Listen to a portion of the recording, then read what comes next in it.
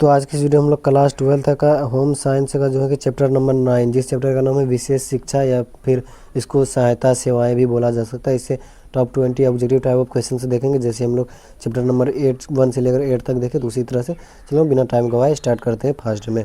और 4 ऑप्शन से हम लोग ऑप्शन को इग्नोर करते हुए चलेंगे, जो सही होंगे उसी को टिक लगाते हुए जाएंगे। प्रश्न 1 में क्या है, विशेष शिक्षा का मुख्य उद्देश्य क्या है। तो यहाँ पर आपके 4 ऑप्शन से आपको चारों ऑप्शन से पढ़ना थोड़ा थोड़ा करके, क्योंकि चारों ऑप्शन से पढ़ना वो क्या कहता है, कन्फ्यूज़न दूर करना। बोर्ड में अगर यही सवाल पूछ लिया जाए तो इसलिए, लेकिन हम टाइम को बचाने के लिए जो है ना सिर्फ आंसर को टिक लगाते हुए चलेंगे। तो आपका सही उत्तर हो जाएगा ऑप्शन बी, दिव्यांग बच्चों की विशेष आवश्यकताओं को पूरा करना। विशेष शिक्षा का यही अर्थ होता है, क्योंकि दिव्यांग बच्चे को थोड़ा सा विशेष शिक्षा दिया जाता है। जैसे कोई देख नहीं सकता, कोई सुन नहीं सकता, कोई बोल नहीं सकता, उस टाइप से। प्रश्न 2, इंक्लूसिव एजुकेशन का अर्थ है। इंक्लूसिव एजुकेशन का अर्थ है किसी सभी बच्चों मतलब विशेष बच्चों को सामान्य बच्चों के साथ पढ़ाना। हालांकि ये पहले नहीं था, 2020 में लागू हुआ है कि सभी बच्चों को एक साथ पढ़ाया जाएगा। कोई भी भेदभाव नहीं होना चाहिए कि ये डिसेबल है थोड़ा थोड़ा मोड़ा, इसको अलग से शिक्षा दिया जाएगा, ऐसा कुछ नहीं। सबको एक साथ पढ़ाना है, एक समान मतलब नज़रिए से पढ़ाना है कि वो भी जितना एक नॉर्मल बच्चा उसी तरह से वो एक विशेष बच्चा भी होता है। कौन सी है माँ। प्रश्न 3, श्रवण बाधित बच्चों के लिए विशेष भाषा कौन सी होती है। श्रवण बाधित बच्चों के लिए विशेष भाषा कौन सी होती है। साइन लैंग्वेज, मतलब जिसको कि साइन के भाषा में बताया जाता है। वो क्या हो गया, हाँ जैसे दो ऐसे उठाए दो तो इसका मतलब दो हो गया। जो सुन नहीं सकता उसको बोल सकते हैं, या फिर जो बोल नहीं सकता वो ऐसे 2 उंगली उठाए, हाँ दो, मतलब जो बोल नहीं सकता वो है, हाँ कि 2 3 जिसको गूंगा बोलते हैं उस टाइप से ना। ऑप्शन यहाँ पर वह क्या पर हो, साइन लैंग्वेज संकेत भाषा, मतलब शेष श्रवण बाधित बच्चे की संवाद पर कर पाते हैं। वही हो गया, जो गूंगा रहता है तो वो लोग उसी तरह से ना बताता है, 2 कप चाय चाहिए तो 2 उंगली बता देगा, वो समझ जाएगा चाय वाला कि इसको 2 कप चाय चाहिए। दृष्टि बाधित बच्चों के लिए विकसित लिपि कौन सी है। तो आपको सही उत्तर हो जाएंगे ब्रेल लिपि।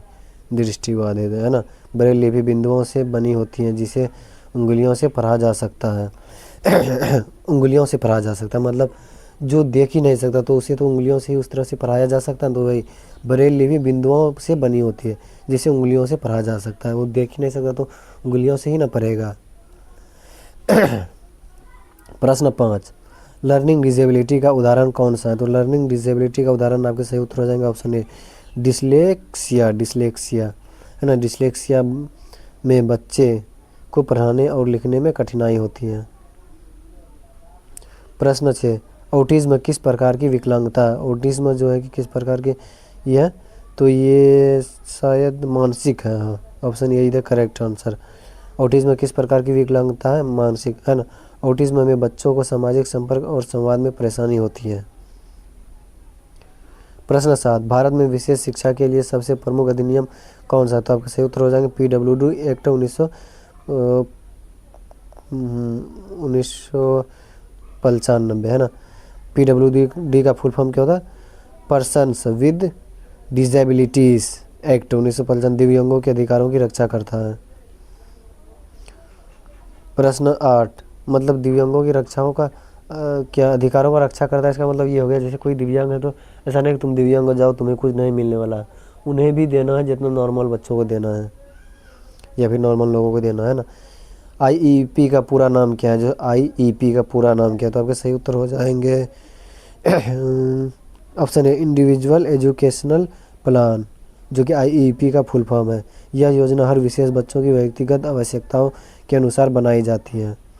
जहाँ पर भी विशेष बच्चों आ रहा है ना तो वो समझ जाना कि एक अजीब टाइप का नहीं, डिसेबल्ड बच्चों, डिसेबल जो होता है डिसेबिलिटी, मतलब पूर्ण रूप से अच्छा नहीं होना किसी का, थोड़ा सा कोई दिक्कत हो गया विकलांग टाइप का, उसी तरह से। प्रश्न 9, विशेष शिक्षकों की भूमिका क्या होती है।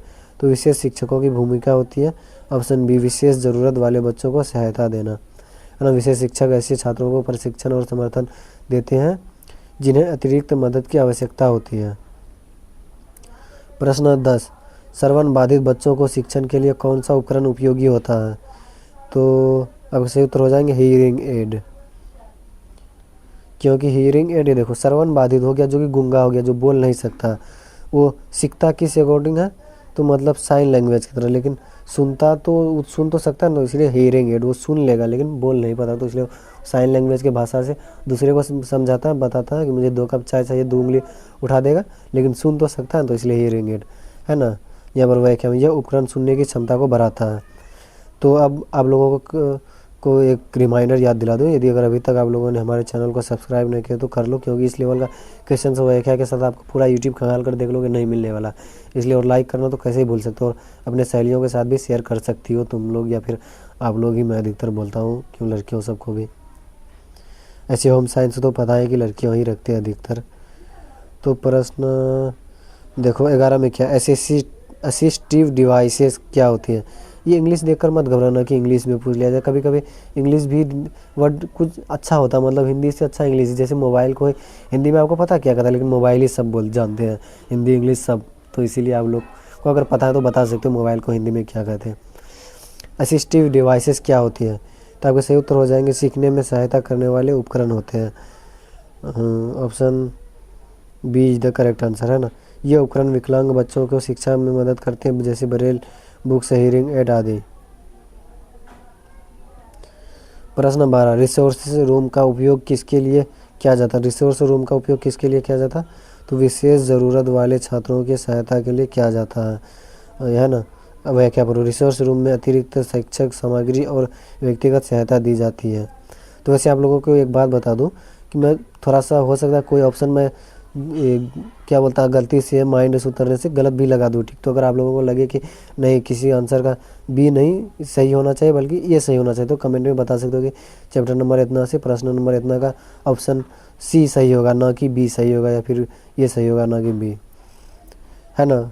तो मैं उसको व्याख्या के साथ समझा दूंगा। प्रश्न 13, रिहाबिलिटेशन। रिहाबिलिटेशन का अर्थ है, रिहाबिलिटेशन का अर्थ है बच्चे को स्किल से निकालना, बच्चे को काम पर लगाना, बच्चे को, तो आपके सही उत्तर हो जाएंगे ऑप्शन सी, बच्चों को समाज में पुनः स्थापित करना, जो कि रिहाबिलिटेशन का अर्थ होता है। जैसे अगर पूछ लिया जाए रिहाबिलिटेशन का अर्थ क्या है, अब इंग्लिश वर्ड भी देख लेना आप लोग, क्योंकि कुछ इंग्लिश और हिंदी को मिक्स करके लिखोगे ना, तो उसमें जो है ना एग्जामिनर, जो मतलब चेक करने वाला कॉपी चेकर को लगता है कि हाँ, ये मैं सब्जेक्टिव के बारे में बता रहा हूँ कि हाँ ये बंदा में है, क्योंकि इंग्लिश हिंदी दोनों मिलाकर लिखा, कहीं कहीं पर कुछ कुछ वर्ड ही इंग्लिश वाला लिखना, नहीं तो नहीं, है ना।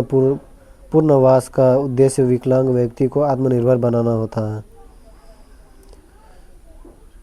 हाँ, तो ये रिहाबिलिटेशन का ही ये हो गया, पता है, पूर्णवास उसको हिंदी में बोलते हैं। तो जो आ गया, इसलिए तो मैं व्याख्या देता था कि अगर इंग्लिश समझ में ना आए तो हिंदी, हिंदी ना समझ में आए तो इंग्लिश भी। बौद्धिक विकलांगता को अंग्रेजी में क्या कहते हैं। बौद्धिक विकलांगता को जो इंटेलेक्चुअल डिजेबिलिटी कहते हैं। Option A the correct answer. इसमें व्यक्ति की मानसिक विकास दूर सामान्य से कम होती है। प्रश्न 15, काउंसलिंग का मुख्य उद्देश्य क्या होता है। तो काउंसलिंग का मुख्य उद्देश्य मानसिक और भावनात्मक सहायता देना होता है। व्याख्या आप लोग पढ़ लेना, समझ में आ जाएगा अच्छा से।